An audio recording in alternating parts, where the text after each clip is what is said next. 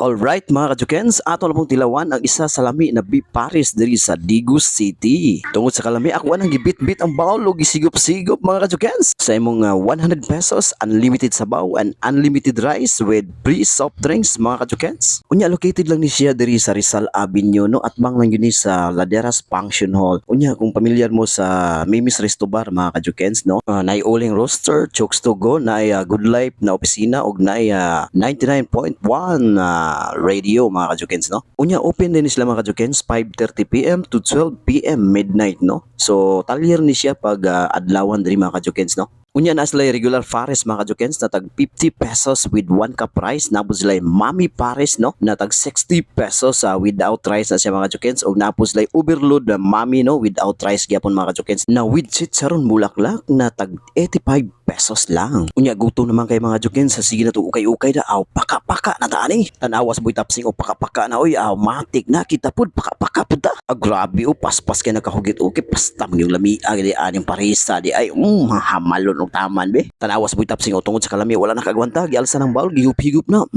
Di ara mastang lami ang sa bawa. Oy, so unsa pa yung yulat? Tara.